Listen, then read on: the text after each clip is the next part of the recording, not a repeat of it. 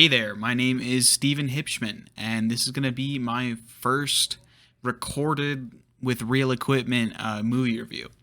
I usually am on TikTok and do little short form movie reviews, but we're actually going to be diving into this movie a little bit more in depth than I usually do.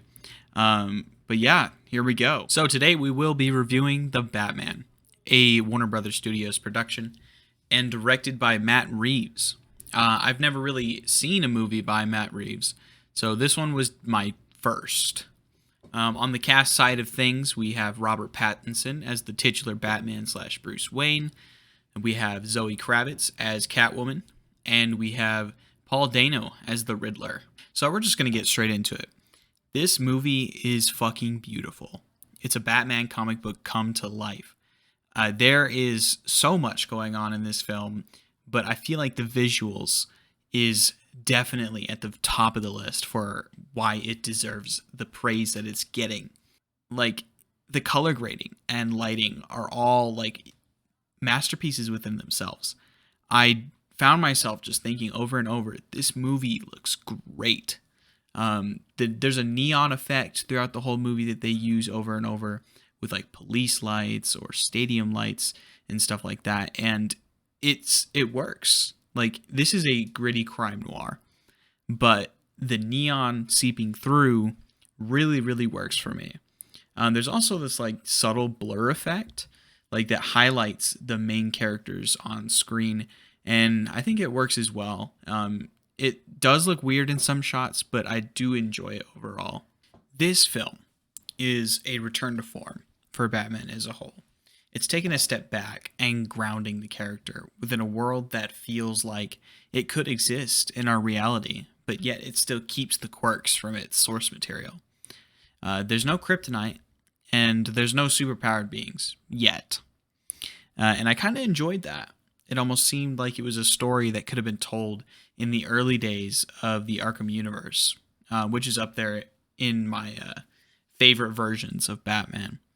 I was also really damn surprised with how well it handled its PG-13 rating.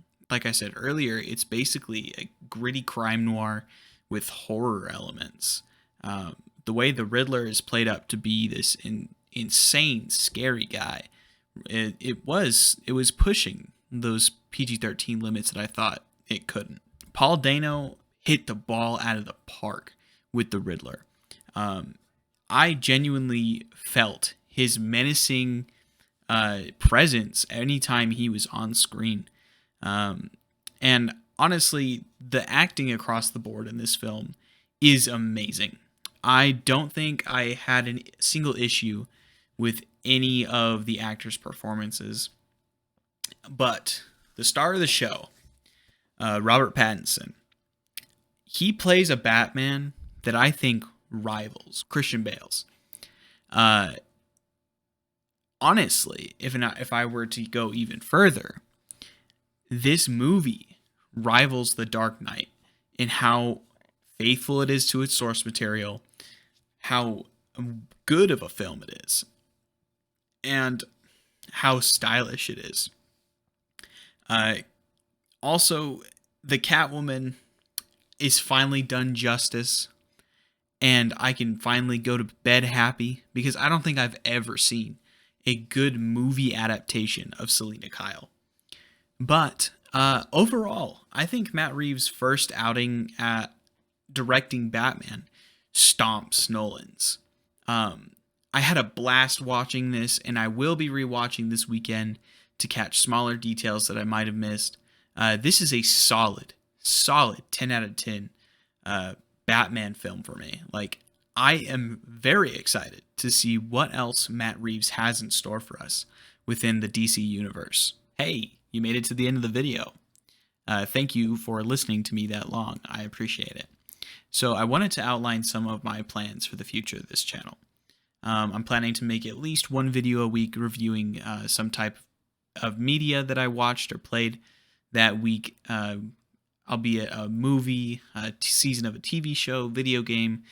So click that subscribe button so you can catch those when I do upload them. Thank you again, and I'll see you next time.